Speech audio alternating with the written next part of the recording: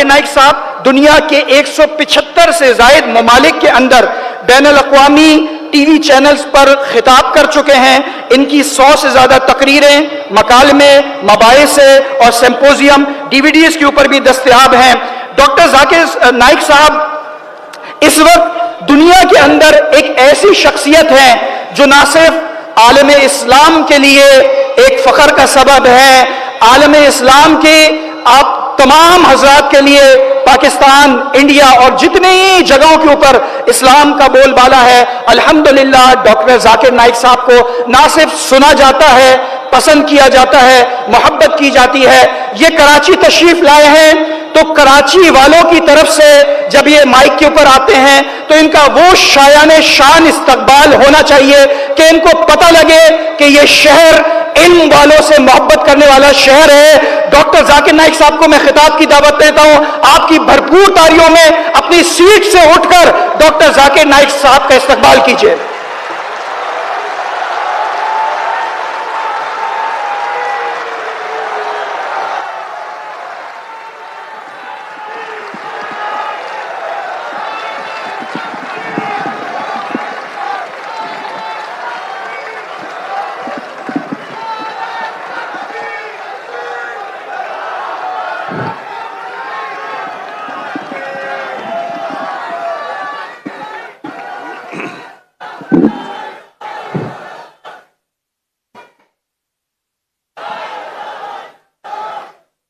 अल्हम्दुलिल्लाह वस्सलातु वस्सलाम अला रसूलिल्लाह व अला आलिहि व सहाबिहि अजमईन, अम्मा बाद, अऊज़ु बिल्लाहि मिनश शैतानिर रजीम, बिस्मिल्लाहिर रहमानिर रहीम।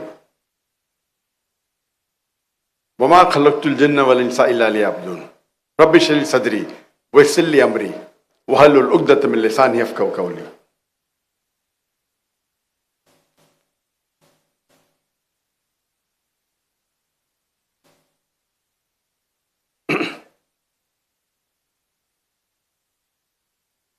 अल्हम्दुलिल्लाह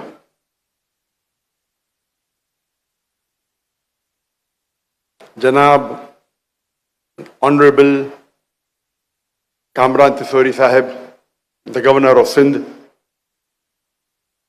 मेरे बुजुर्गों और मेरे अजीज भाई और बहनों, अस्सलामु अलैकुम व रहमतुल्लाहि व बरकातुहू।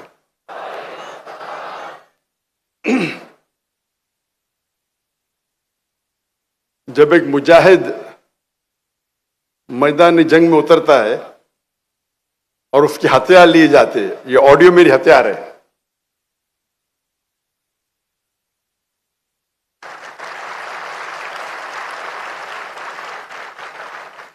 अल्लाह से उम्मीद करता हूं कि ये ऑडियो को जल्द से जल्द अच्छा करे। तकरीर शुरू करने के पहले, जैसे आप सब जानते हैं कि मेरी तालीम अंग्रेजी में हुई है, तो हो सकता है कि इस उर्दू तकरीर में मैं गलतियां करूंगा, तो उसके लिए माजरत चाहता हूं। 2 दिन पहले जब गवर्नर साहब ने मुझे बुलाया था तो 12 साल के बाद मैं पब्लिक में उर्दू में तकरीर कर रहा हूं। इसके पहले 2012 में किशनगंज में, 2012 हिंदुस्तान में, बिहार में किशनगंज में 10 लाख से ज्यादा मजमा था, वहां मेरी आखिरी उर्दू तकरीर थी। और क्योंकि मैं हिंदुस्तान से हिजरत किया, जितने ममालिक में तकरीर किया तो वहां उर्दू तो जानने वाले थे नहीं, तो 12 साल बाद मैंने परसों उर्दू में तकरीर किया और उम्मीद रखता हूं कि अल्लाह सुब्हानहू व तआला मेरा साथ दे। मुझे बेहद खुशी हो रही है कि मैं पाकिस्तान में मौजूद हूं और काफी सालों से तमन्ना थी कि मैं पाकिस्तान में तकरीर करूं, चाहे उर्दू या अंग्रेजी में, लेकिन लोग ने इसरार किया कि उर्दू में करो, तो इंशाअल्लाह। क्योंकि मेरे उर्दू सॉफ्टवेयर बनना बंद हो गए। जब से मैं हिंदुस्तान से हिजरत किया, मेरे उर्दू सॉफ्टवेयर बनना बंद हो गए। तो लोग कहते उर्दू चैनल पे जाकिर भाई के तकरीर आना बंद हो गए। तो इंशाअल्लाह इसके बाद कोई नई मवाद इंशाल्लाह नया मवाद मिलेगा। तो इसीलिए जो तकरीर मैंने कल की वो पहले बार उर्दू में की। आज की तकरीर भी मैंने अंग्रेजी में 2009 में की थी और मैं आज उर्दू में पहली बार करूंगा, जिसका मौजू है हमारे जिंदगी का मकसद क्या है। What is the purpose of our lives? क्या हमने कभी सोचा कि हम दुनिया में क्या कर रहे हैं? हमने कभी सोचा हमारे जिंदगी का मकसद क्या है, हमारे हयात का मकसद क्या है? मैं जानना चाहता हूं कि आज की ऑडियंस माशाअल्लाह हजारों की तादाद में है, 30, 40, 50 हजार या ज्यादा। मैं आपसे पूछना चाहता हूं कि आप में से कभी भी किसी ने पहले सोचा, आज के पहले सोचा कि हमारे जिंदगी का मकसद क्या है? जिसने भी सोचा हाथ ऊपर करो। माशाअल्लाह माशाअल्लाह 50 या 40% ने सोचा है माशाअल्लाह।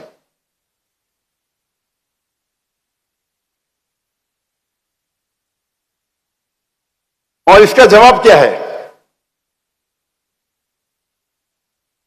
हमारे जिंदगी का मकसद क्या है?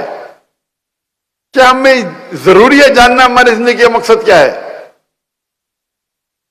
मैं आपको चंद मिसाल पेश करूंगा, फिर आप ये जान सकते हैं या समझ सकते हैं कि जिंदगी का मकसद जानना जरूरी है क्या नहीं।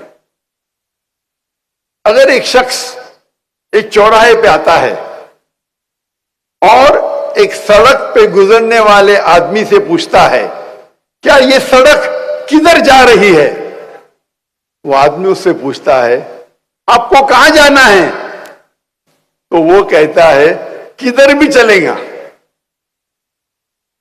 तो आदमी जवाब देता है जब किधर भी चलेगा तो आप क्यों पूछ रहे क्या सड़क जाती है? आप जाइए, आप पहुंच जाएंगे किधर भी।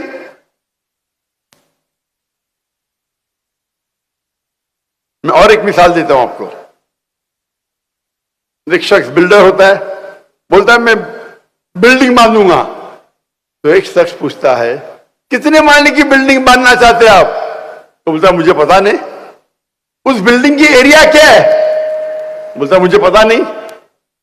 तो इससे जाहिर होता है कि ये दोनों शख्स के पास देयर इज नो गोल, उनके पास टारगेट ही नहीं है। पहला शख्स जो चौराहे पे जाके पूछता है सड़क कहां जा रही है, उसे पता नहीं कहां जाने का है, उसके पास गोल ही नहीं है।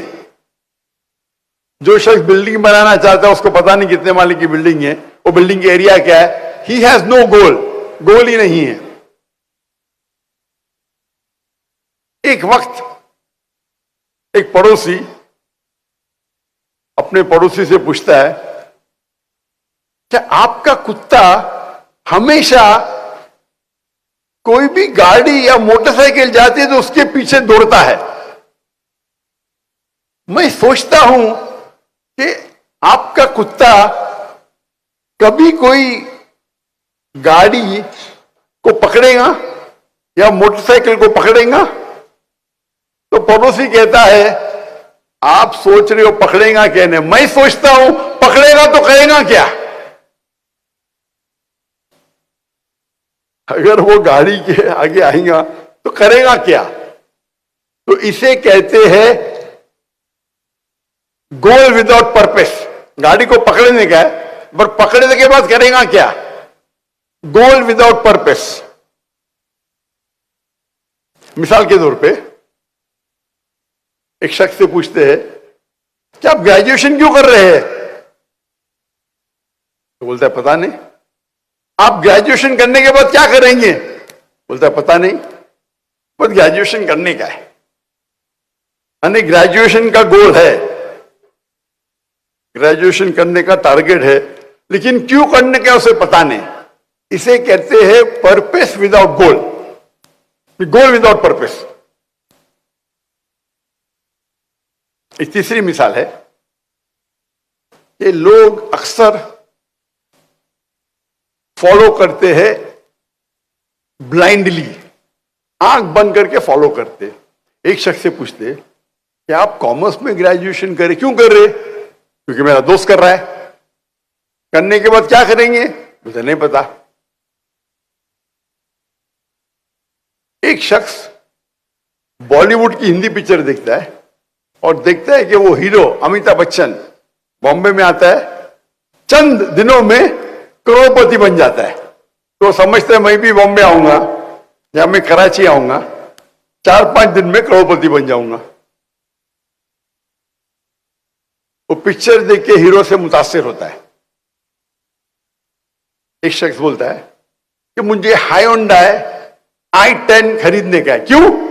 क्योंकि शाहरुख खान वो गाड़ी चलाते हैं। शाहरुख खान हायोंडाई i10 चलाते, इसीलिए उसे हायोंडा खरीदने का है। मैं उससे कहता हूं शाहरुख खान कभी जिंदगी में वो एडवर्टीजमेंट में पहले कभी हायोंडा में बैठा नहीं होगा ना, कब बाद में बैठेगा। वो इश्तिहार के लिए, एडवर्टीजमेंट के लिए शायद बैठा होगा। उसके पास शायद BMW होंगी या मर्सिडीज होंगी। आप शाहरुख खान को देख ले हायोंडा में बैठते, आपको हायोंडा खरीदने का है।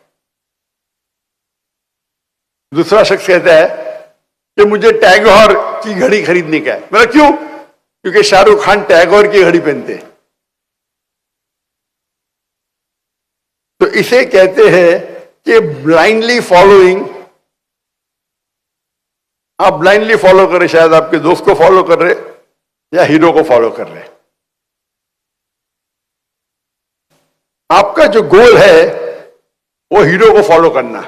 आप समझते हैं कि आप टैगोर की घड़ी पहनेंगे तो शाहरुख खान बन जाएंगे, आप हायोंडा खरीदेंगे तो शाहरुख खान बन जाएंगे। आपका गोल क्या है?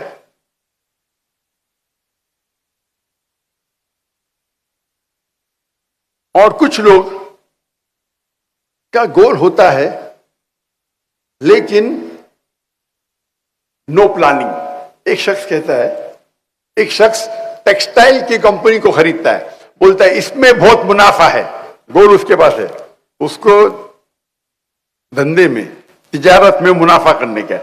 वो टेक्सटाइल की कंपनी खरीद लेता है। अब उससे पूछा जाता है आप अपने कपड़े किधर बेचेंगे? बोलता है मुझे पता नहीं। आप रॉ मटेरियल्स टेक्सटाइल का कहां से खरीदेंगे? मुझे पता नहीं।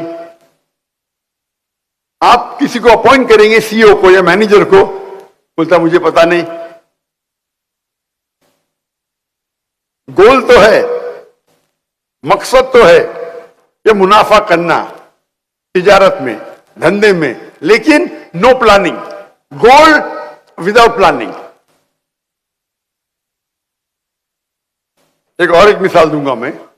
एक शख्स को साइंटिस्ट बनने का है, बोलता है मुझे दुनिया का एक सबसे बेहतरीन साइंटिस्ट बनना है। तो वो क्या करता है? वो रिसर्च करता है और तहकीकात के बाद उसे पता चलता है कि दुनिया का सबसे बेहतरीन साइंटिस्ट है आइजैक न्यूटन। उसकी तहकीक बिल्कुल सही रहती है। फिर वो क्या करता है? जिस तरीके आइजैक न्यूटन के लंबे बाल थे, कर्ली बाल, वो लंबे बाल उगाता है, कर्ली बाल उगाता है। जिस तरीके से आइजैक न्यूटन कपड़े पहनता था वो कपड़े पहनने लगता है। जिस तरीके से वो जूते पहनता था आइजैक न्यूटन, उस तरीके से जूते पहनने लगता है। क्या वो साइंटिस्ट बनेगा? हाँ क्या नहीं? उसकी तहकीक सही थी कि आइजैक न्यूटन सबसे बेहतरीन साइंटिस्ट है दुनिया के। प्लानिंग है, गोल है, बट प्लानिंग गलत है। बाल उगाने से, कपड़े पहनने से, आइजैक न्यूटन जैसे जूते पहनने से कोई साइंटिस्ट नहीं बनता है। तो इसे कहते हैं गलत प्लानिंग। तो आज के माशरे में हम देखते हैं कि अक्सर लोग, उनके पास कोई गोल ही नहीं है। जैसे वो सड़क पे वो मुसाफिर पूछता है कि सड़क किधर जा रही है, आपको कहां जाना है? किधर भी गए चलेगा। उनका गोल ही नहीं, उनका टारगेट ही नहीं। कुछ लोग ऐसे हैं, गोल है लेकिन मकसद ही नहीं, कुत्ते की तरह गाड़ी के पीछे भाग रहे। पकड़ेंगे तो करेंगे क्या? आप भोगते भोगते गाड़ी के पीछे भागते, अगर पकड़ेंगे तो करेंगे क्या? यानी गोल है, लेकिन पर्पसलेस गोल। कुछ लोग भीड़ को फॉलो कर रहे, दोस्त जा रहे तो हम भी जा रहे। वो हीरो को देखते हैं कि बंबई आता है, कराची आता है, करोड़पति बन जाता है, मैं भी बन जाऊंगा। मैं टैगोर की घड़ी पहनूंगा या हैंडा गाड़ी चलाऊंगा, शाहरुख खान बन जाऊंगा। भीड़ को फॉलो कर रहे। कुछ लोग का गोल है जैसे टेक्सटाइल कंपनी खरीदने वाला, लेकिन प्लानिंग ही नहीं है, किधर से माल खरीदेगा पता ही नहीं, किधर बेचेगा पता ही नहीं, ना मैनेजर ना सीईओ। और कुछ लोग है प्लानिंग करते लेकिन गलत प्लानिंग करते। आइजैक न्यूटन बनने का तो आइजैक न्यूटन के कपड़े पहन रहे, जूते पहन रहे। तो ये हमारे माशरे में अक्सर आप देखेंगे इंसान इसी 6 किस्म में से एक किस्म में आते हैं।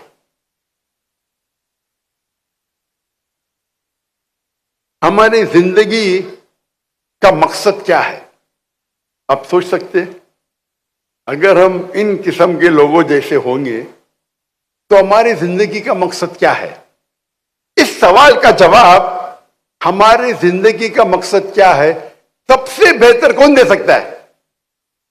डॉक्टर जाकिर नाइक? बिल्कुल नहीं। क्या एक डॉक्टर दे सकता है? क्या एक साइकोलॉजिस्ट इस सवाल का जवाब दे सकता है? सबसे बेहतरीन जवाब इस सवाल का हमारे जिंदगी का मकसद क्या है कौन दे सकता है? हमारा खालिक, हमारा मालिक अल्लाह सुब्हानहू व तआला। अल्लाह सुब्हानहू व तआला से बेहतर जो हमारा खालिक है, हमारा मालिक है, क्या कौन उससे बेहतर इस सवाल का जवाब दे सकता है? हां या नहीं? अल्लाह ताला फरमाते हैं, इस तकरीर के शुरू में मैंने एक आयत की तिलावत की, सूरह धारियात, सूरा नंबर 51, आयत नंबर 56, आयत नंबर 56, वमा खलक़तुल जिन्न वल इंसा इल्ला लियअबुदून, कि हमने जिन और इंसान को पैदा किया ताकि वो हमारी इबादत करे। अल्लाह ताला फरमाते हैं कि अल्लाह ने जिन और इंसान को पैदा किया ताकि वो अल्लाह सुब्हानहू व तआला की इबादत करे। ये अरबी लफ्ज इबादत आता है अब्द से, मतलब स्लेव। अब मतलब स्लेव, जो नौकर से ज्यादा है। और इबादत का क्या मतलब है? अल्लाह की इबादत का मतलब क्या है? अल्लाह की इबादत करना मतलब अगर आप अल्लाह सुब्हानहू व तआला के अहकामात पे अमल करते हैं उसे कहते हैं अल्लाह की इबादत करना। जो अल्लाह ताला कुरान मजीद में फरमाते हैं उसके ऊपर आप चलते हैं तो उसे कहते हैं इबादत करना अल्लाह की। अगर आप इस्लाम के 5 बुनियादी पिलर्स, 5 पिलर्स पे अमल करते हैं, चाहे तौहीद हो, चाहे सलाह हो, नमाज, चाहे ज़कात हो, चाहे रोजा हो या हज हो, आप अगर उस पे अमल करते हैं उसे कहते हैं इबादत करना। आप कोई भी हुक्म अल्लाह का जो अल्लाह कुरान मजीद में फरमाते हैं या अल्लाह के रसूल के जरिए फरमाते हैं हदीस में, अगर उस पर आप अमल करते हैं उसे कहते हैं इबादत करना।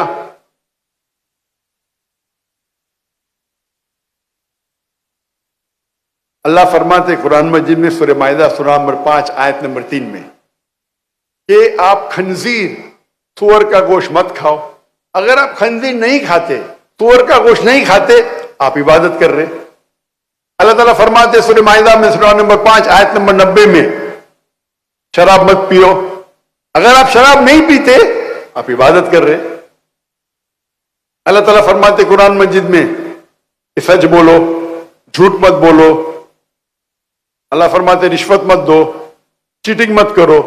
अगर आप सच बोलते हैं, झूठ नहीं बोलते हैं, रिश्वत नहीं देते, चीटिंग नहीं करते, आप अल्लाह की इबादत कर रहे हैं।